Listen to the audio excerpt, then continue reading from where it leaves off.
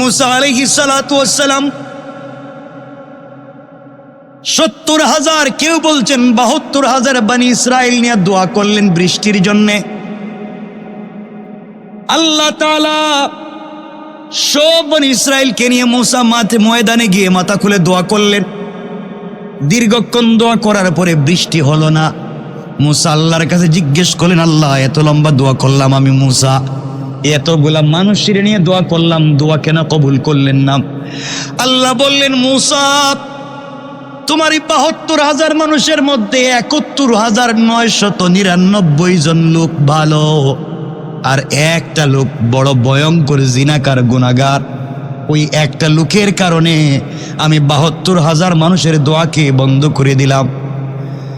মুসা আলাইহিস সালাতু ওয়াস সালাম রাগ করলেন, কে তুমি, কে? এত মানুষের দোয়া তোমার কারণে নষ্ট, আল্লাহ রাগ করেছেন, তুমি বের হয়ে যাও। বের যদি না হও গাড় ধরে বের করে দিব, আমি একজন একজন করে গণনা করে যদি তোমাকে পাই জবাই করে ফেলবো, মেরে ফেলবো, হত্যা করব। এই কথাগুলা শুনবার পরে কেউ যখন বের হয় না, মুসা আলাইহিস সালাম দাঁড়িয়ে গেলেন লোকটাকে খুঁজে বের করার জন্য। যেই লোকটা সত্যি গুনাহ করছে, চিন্তা করলে এখন তো গুনাহ প্রকাশ হবে। এত মানুষের সামনে আমি বেইজ্জত হব, অপমানিত হব, মুসা আমাকে মেরে ফেলবে, বাঁচিয়ে রাখবে না। এবার এই লোকটা এতগুলা মানুষের সামনে বিড়বিড় করে মনে মনে আল্লাহ কি ডাক দিয়া বলেছে, আল্লাহ গুনাহ করেছি, অপরাধ হয়ে গিয়েছে। আয় আল্লাহ তাআলা, আমি আজকের থেকে কথা দিলাম জীবনে যত অপরাধ করছি আর করব না, ওয়াদা পাক্কা। আজকের থেকে ভালো মানুষ হয়ে গেলাম, জীবনে দ্বিতীয়বার গুনাহ করব না। আজকে তুমি বাঁচাইয়া দাও, আর অপরাধ করব না। আয় আল্লাহ, কাউকে তুমি এখন পর্যন্ত আমার অপরাধ বলো নাই, মুসাকে আমার নাম ঠিকানা বলো নাই, এতগুলা মানুষের মধ্যে এখনো আমার সম্মান বাঁচিয়ে রেখেছো। আয় আল্লাহ তাআলা, কথা দিলাম মৃত্যু পর্যন্ত গুনাহ করব না। কিছুক্ষণ পরে দেখা যায় বৃষ্টি চলে এসেছে। মুসা আলাইহিস সালাম আল্লাহর কাছে বলছেন, আল্লাহ আপনি বললেন বৃষ্টি দিবেন না, এক গুনাহগারের কারণে বৃষ্টি আটকায়া দিলেন। আল্লাহ বলছেন, মুসা রে, যেই গুনাহগারের কারণে বৃষ্টি বন্ধ করে রাখছিলাম, এই গুনাহগারের কারণে এইবার বৃষ্টি দিয়া দিলাম। আল্লাহ কেমনে কি? আল্লাহ বলছেন, মুসা তোমাকে না জানাইয়া বিড়বিড় করে গোপনে গোপনে আমার সঙ্গে কান্না শুরু করলো। কান্না করে করে এমন সুন্দর করে কথা বলছে আর দোয়া করছে, আমার কাছে তওবা করছে। আমি আল্লাহ ফিরাইয়া দিতে পারলাম না, আমি আমার বান্দাকে মাফ করে দিলাম আর তোমাদের দোয়াকে কবুল করে নিলাম। তাহলে গুনাহ হয়ে যেতে পারে না? হয় না? গুনাহ হতে পারে কি পারে না? বলেন, পারে কি পারে না? আমরা কি গুনার উপরে থাকবো না গুনাহমুক্ত জিন্দেগি? বলেন না ইনশাআল্লাহ। তিনি তার সন্তানকে প্রায়, কেউ বলছেন ৭০, কেউ ৭৪, কেউ ১০০, আমরা যতটা বলতে পারি কিছু ওসিয়ত করলেন, আমি লিখে রাখছি। ১ নম্বর ওসিয়ত, তিনি তার সন্তানকে বলছেন, শোনো বৎস, হে ইয়া বুনাইয়া, ইয়া ইবনি বলতে পারতেন, হে আমার ছেলে, বলছেন ইয়া বুনাইয়া, হে আমার কলিজার টুকরা প্রিয় সন্তান, আমি বাপ হিসাবে তোমাকে ওসিয়ত করছি, তুমি জীবনে ঋণ করবা না, কর্জ হইতে নিজেকে হেফাজতে রাখো। ঋণ কইরো না, কেননা ইহা দিনের বেলায় অপমান এবং রাত্রের বেলায় দুশ্চিন্তার কারণ। কথা বলেন না কেন? যত মানুষ এই পৃথিবীতে মারা যায় হঠাৎ হার্ট অ্যাটাক করে, ব্রেন স্ট্রোক করে, 2 কারণ আমি খুঁজে বাইর করছি, আমার অ্যানালাইসিস। 2টা কারণ বেশি বড়। একটা হলো ঋণের বোঝা, আর 2 নম্বর হলো ঘরের ভিতরে বউয়ের নির্যাতন। যে হাটে যে জুড়ে, ঠিক কইলেন, বউ যদি বুঝতে পারে এটা খবর আছে। কিন্তু কথা হচ্ছে এটাই, আজকে বাংলাদেশে নারী নির্যাতন আইন আছে, মামলা হয়। যদি পুরুষ নির্যাতন থাকতো, মোটামুটি মসজিদের সব মুসল্লি 2 সেক্টর করে করতো, ঠিক কিনা? দেখছেন নি ঠিকের অবস্থা? আমি জানি তো, আমি জানি এটা কইরে দিতেন। পরিবারকে সুন্দর করে, পরিবারকে ভালোবাসেন।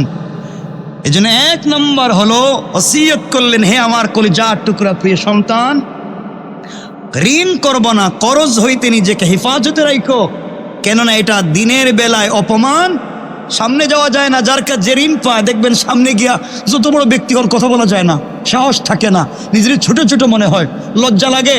হ্যাঁ ছোট, আপনি বড়, কিন্তু আপনার কাছে পয়সা পায়, ধুমধাড়াক্কা কথা বইলে ফলে, মানুষের সামনে অপমান করে, গালাগালি করে, হুমকি দামকি দেয় না। হযরত লোকমান বলছেন দিনের বেলা অপমান আর রাত্রের বেলা দুশ্চিন্তার কারণ।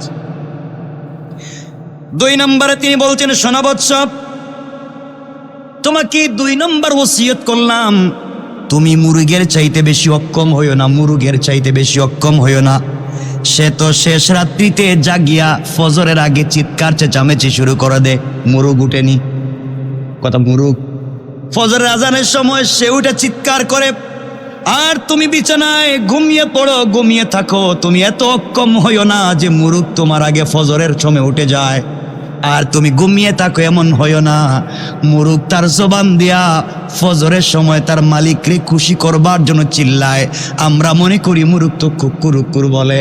বান্দারে, ও আমার সন্তান, তুমি এত দুর্বল হয়ে যায় না যেন তোমার আগে কোনোদিন মুরগ না উঠতে পারে। আমরাও আজকের থেকে ওয়াদা করলাম, মুরগের আগে হইলেও আমরা ঘুম থেকে উঠে ফজরের সালাতে মসজিদে চলে আসবো, পড়েন ইনশাআল্লাহ। আল্লাহ রাসূল বলছেন সালাতু আলা ওয়াক্তিহা, সালাত অন টাইম ইন জামা, সালাত হবে সময় মতো জামাতের সাথে। এটাই নিয়ম, এটাই দিস ইজ ইসলাম, এটাই ইসলাম, যে সময় মতো কাজ করতে পারা। আমরা তো সময় মতো কোথাকার কাজ, ফজরের নামাজ মাগরিবেও নাই, ঠিক নেই, একটু কষ্ট করেন না। তাহলে 2 নম্বর ওসিয়ত করলেন, বাবা তুমি কম পক্ষে মুরগের মতো কম হয়ে যায় না, মুরগ তোমার চাইতে যদি আগে উঠে যায় এর চাইতে লজ্জার কিছু নাই। 3 নাম্বার তিনি বলছেন, বাবা শোনো, গুরুত্ব সহকারে জানাজার নামাজে শরীক হইবা। কেউ মরে গেলে অহেতুক অনুষ্ঠানাদিতে শরীক হওয়া থেকে নিজেকে বাঁচাইয়া রাখবা। আমরা শুক্রবার হইলে কত মানুষের দাওয়াতে যাই, কিন্তু পাশের বাসায় কেউ মরে গেলে তার জানাজায় যাওয়ার সময় নাই। তুমি যেই সমস্ত অনুষ্ঠানে যাও, বিয়েতে যাও, গায়ে হলুদে যাও, ওখানে তুমি না গেলেও চলবে, ওখানে ভালো কাজের চাইতে গুনাহ হয়ে যায় বেশি। আমার একটা কথা বড় কষ্ট লাগে, বিয়ের সময়, তোমার বিয়ের সময় 1500 থেকে 2000 লোককে দাওয়াত করে অনুষ্ঠান করে নিয়ে খাওয়াইলা সেন্টারে, কিন্তু তোমার বউর ডেলিভারির সময় এই 1500-2000 লোক থেকে একটা লোককেও 1 ব্যাগ ব্লাড দেওয়ার জন্য পাওয়া যায় না। ঠিক কিনা বলেন? কারে খাওয়াইছিলেন, কারে ভালোবাসলেন? কেন আমরা এই ভুল পথে চলি? এই জন্যে হাকিম লোকমান বলছেন, বাবা গুরুত্ব সহকারে জানাজায় শরীক হইবা, অহেতুক অনুষ্ঠান দিতে যাইবা না। 4 নাম্বার তিনি বললেন, ও আমার কলিজার টুকরা সন্তান, আল্লাহর সান্নিধ্য অবলম্বন করবে, এতে যে কোনো জিনিস দিয়া হোক, যেভাবে পারো আল্লাহর সান্নিধ্যে থাকবার চেষ্টা করবা। পৃথিবীর মানুষকে খুশি করবার ব্যর্থ চেষ্টা করবা না। যেভাবে পারো আল্লাহকে খুশি করবার চেষ্টা করবা। আল্লাহ যদি তোমার উপরে খুশি হয়ে যায়, পুরা দুনিয়ার মানুষ তোমার উপরে অসন্তুষ্ট হলেও তোমার যায় আসে না। আল্লাহু আকবার। কয়টা বলছি? 4টা, মনে রাখবেন কিন্তু নম্বর। 5 নাম্বার তিনি বললেন, শোনো হে আমার সন্তান, শোনো, অন্যকে যে কোনো উপদেশ দেওয়ার আগে নিজে সেটা আমল করবা। নিজে আমল করো না, অন্যকে লম্বা লম্বা উপদেশ দাও। নিজের বাচ্চারে পড়াইতেছো ওয়েস্টার্ন কালচারে, মাদ্রাসায় দেও নাই, হাফিজ আলিম বানাও নাই, আরেকজনরে তুমি জোর জবরদস্তি করো তার বাচ্চারে মাদ্রাসায় দেওয়ার জন্য। নিজে করো না, আরেকজনকে বলো, এটা নয়। উপদেশ আগে নিজে আমল করো, এরপরে অন্যকে বলো। 6 নাম্বার তিনি বলছেন, নিজের মান মর্যাদা বজায় রেখে কথা বলবে। নিজের যেই পরিমাণের মান, নিজের যেই স্টেজ পরিমাণ সম্মান, সে এর চাইতে বাড়িয়ে কথা বলার চেষ্টা করো না। এর চাইতে বড় কথা বললে তুমি বেইজ্জত হবে। তোমার যতটুকুন ক্যাপাসিটি এর বাহিরে কথা বলতে যাও না, নাইলে তুমি অপমানিত হবে। আজ রাস্তাঘাটে যত মানুষ বেশি অপমানিত হয় নিজের চাইতে বড় কথা বলার কারণে। কথা বলেন না কেন? মনে রাখবেন। এই জন্য আরেকটা কথা মনে রাখবেন, 7 নাম্বার, তিনি বলছেন ভালো মানুষ রূপে বিবেচিত হওয়ার চেষ্টা করো, ভালো মানুষ, মানুষের কাছে ভালো মানুষ হওয়ার চেষ্টা করো, মানুষের কাছে ভালো মানুষ বনে যাও। 8 নম্বরে তিনি বলছেন স্বীয় অধিকারের প্রতি সচেতন থাকবে, তোমার অধিকার যেন অন্য কেউ ধ্বংস করতে না পারে, তোমার অধিকার অন্য কেউ নিয়ে যায়। নিজের অধিকার যতটুকুন তার জন্য তুমি লড়াই করবে, অন্যের নয়, নিজের। এরপরে তিনি বললেন 9 নম্বর, গোপন কথা কারো নিকটে প্রকাশ করবেন, এমনকি স্ত্রীর নিকটেও না। কার নিকটে? গোপন কথা কারো কাছে বলতে যাইও না, এমন গোপন কথা নিজের কাছে রাখো। 2 নম্বর কাছে যদি চলে যায়, যে কোনো সময় 3 নম্বর কানে চলে যেতে পারে, আরেকজনের ক্ষতির কারণ হতে পারে, তোমার কারণে আরেকজনের বিপদ হতে পারে। এই জন্যে গোপন কোনো কথা তুমি কারো কাছে প্রকাশ করবে না। 10 নম্বর, যার সাথে বন্ধুত্ব করবে, বিপদে বন্ধুর পরীক্ষা নিবে। সে বাস্তব বন্ধু ছিল না, স্বার্থপর ছিল। বিপদে বন্ধুর পরীক্ষা অবশ্যই নিবে, কারণ লম্বা সময় চলার পথে পুরা জিন্দেগি যার সঙ্গে চলবা, জান্নাত পর্যন্ত চলবা। এই জন্য বিপদে পড়লে বন্ধুর পরীক্ষা নিবা যে তাকে নিয়ে আগামীতে চলা যাবে কিনা। আজকালকে এমন বন্ধু পাওয়া যায়, দাওয়াত খাওয়াইয়া বাসায় নিয়া পিছন দিয়ে ছুরি ঢুকাইয়া দেয়। 11 নম্বরে তিনি বলছেন বন্ধুর ভালো মন্দ উভয়টাই পরীক্ষা করবা। বন্ধু কি বলে, ভালো না মন্দ, পরীক্ষা করে চলবা। বন্ধু যাই বলবে সেখানে লাভ দিবা না। বন্ধুর ভালো মন্দ দেখবা, তার চারিত্রিক দিক দেখবা, তার ফ্যামিলির কন্ডিশন দেখবা, এগুলা সব বুঝে শুনে বন্ধুত্ব করবা, তার ভালো মন্দ দুটার দিক দেখবা। 12 নম্বরে তিনি বলছেন বিচক্ষণ এবং জ্ঞানী ব্যক্তিদের সাথে বন্ধুত্ব রাখবে।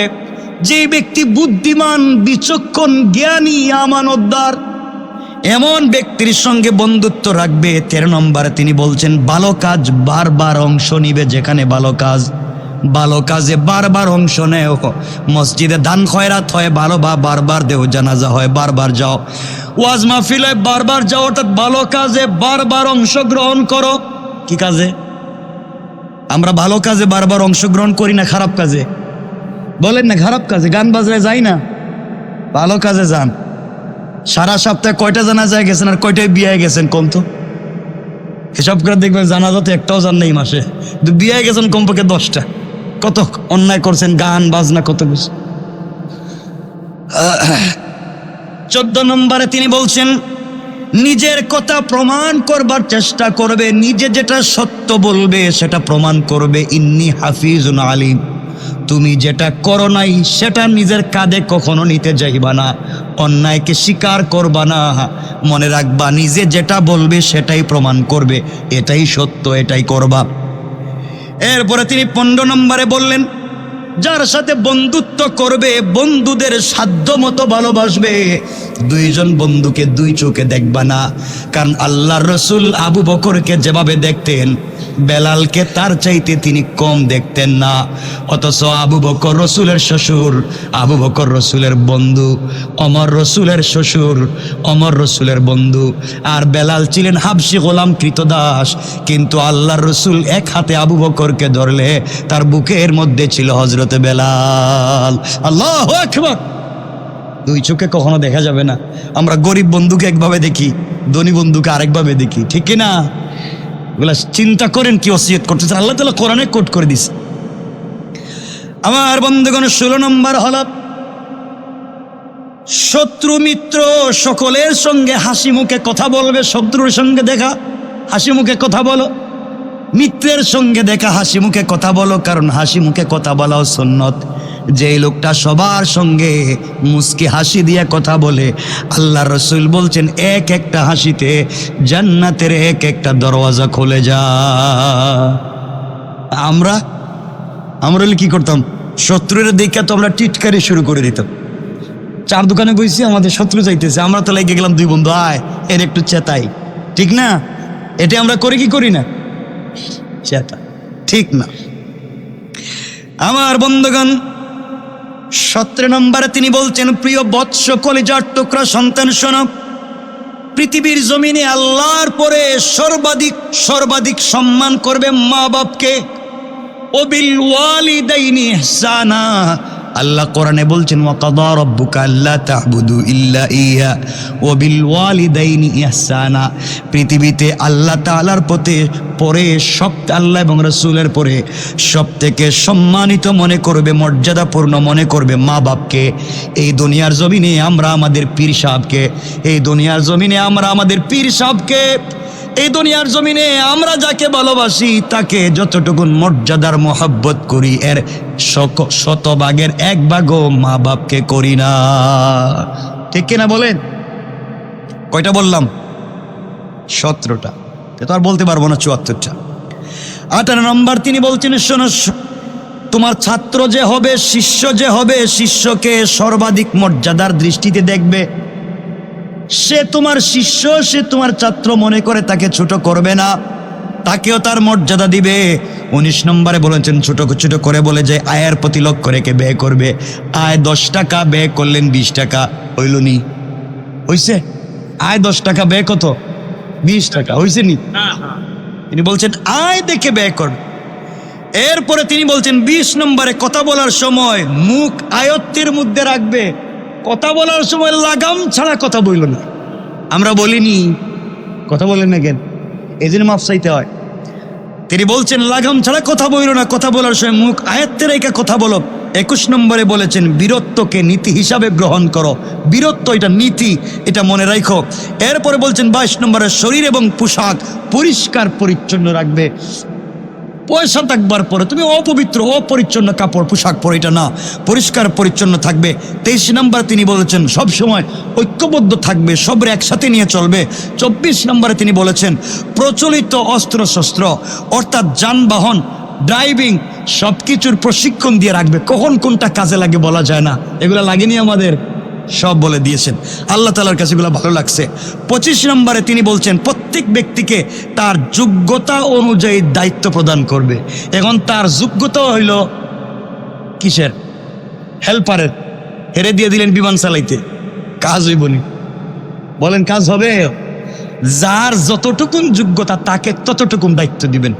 এরপরে তিনি বলছেন 26 নম্বর রাতের বেলায় বেশি কথা বলার প্রয়োজন হলে আস্তে এবং নরম সুরে কথা বলবে, যেন অন্যের ডিস্টার্ব না হয়। রাত্রে যখন কথা বলবে আস্তে আস্তে কথা বলবে, নরম সুরে কথা বলবে, অন্যের জন্য ডিস্টার্ব না হয়। 27 নম্বরে তিনি বলছেন দিনের বেলায় যখন কথা বলার প্রয়োজন হবে চতুর্দিক তাকাইয়া দেখবে কেউ আশেপাশে আছেনি, এরপরও কথা বলো। আমরা যেইভাবে টেলিফোন রিসিভ করে হ্যালো দইলে উঠি, মানুষের তো কলিজা কাঁপে উঠে। কথা বলেন না কেন? এই তো আমাদের কারণ তিনি নিষেধ করেছেন। 28 নম্বরে তিনি বলেছেন কম কথা বলো, কম খাও, কম ঘুমানোর অভ্যাস করো। কম খাওয়া, কম কথা বলা, কম খাওয়া, কম কথা বলা, কম ঘুমানোর অভ্যাস করো। কারণ এই 3টা কাজে যদি কম করতে পারো তুমি জান্নাতে পৌঁছে যাবে। কয়টা বললাম? 28টা। 29 নম্বর নিজের জন্য যা পছন্দ করো না অন্য মুসলমান ভাইয়ের জন্য তা পছন্দ করো না। এরপরে তিনি বলছেন 30 নম্বর বিচক্ষণতা এবং কৌশল অবলম্বন করে কাজ করবে। এই 30টা আজকে বলছি, আমরা সামনের দিকে যেতে চাই না। এই 30টা কমপক্ষে মনে থাকবে তো ইনশাআল্লাহ তাআলা।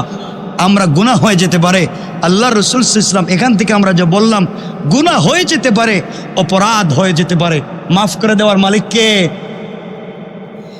এই জন্য আপনাদেরকে শোনা কথা আবার মনে করাইয়া দেই। মুসা আলাইহিস সালাতু ওয়াস সালাম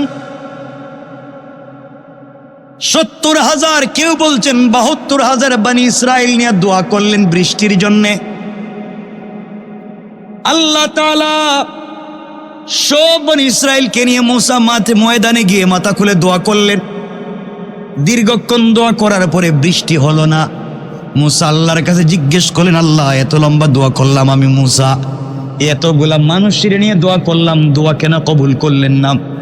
আল্লাহ বললেন, মুসা তোমার 72,000 মানুষের মধ্যে 71,999 জন লোক ভালো, আর একটা লোক বড় ভয়ঙ্কর জিনাকার গুনাহগার। ওই একটা লোকের কারণে আমি 72,000 মানুষের দোয়াকে বন্ধ করে দিলাম।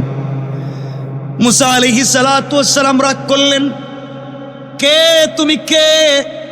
এত মানুষের এত মানুষের দোয়া তোমার কারণে নষ্ট, আল্লাহ রাগ করেছেন, তুমি বের হয়ে যাও। বের যদি না হও গাড় ধরে বের করে দিব আমি, একজন একজন করে গণনা করে যদি তোমাকে পাই জবাই করে ফেলবো, মেরে ফেলবো, হত্যা করব। এই কথাগুলা শুনবার পরে কেউ যখন বের হয় না, মুসা আলাইহিস সালাম দাঁড়িয়ে গেলেন লোকটাকে খুঁজে বের করার জন্য। যেই লোকটা সত্যি গুনাহ করছে, চিন্তা করলে এখন তো গুনাহ প্রকাশ হবে। এত মানুষের সামনে আমি বেইজ্জত হব, অপমানিত হব, মুসা আমাকে মেরে ফেলবে, বাঁচিয়ে রাখবে না। এবার এই লোকটা এতগুলা মানুষের সামনে বিড়বিড় করে মনে মনে আল্লাহ কি ডাক দিয়া বলেছে, আল্লাহ গুনাহ করেছি, অপরাধ হয়ে গিয়েছে। আয় আল্লাহ তাআলা, আমি আজকের থেকে কথা দিলাম জীবনে যত অপরাধ করছি আর করব না, ওয়াদা পাক্কা। আজকের থেকে ভালো মানুষ হয়ে গেলাম, জীবনে দ্বিতীয়বার গুনাহ করব না। আজকে তুমি বাঁচাইয়া দাও, আর অপরাধ করব না।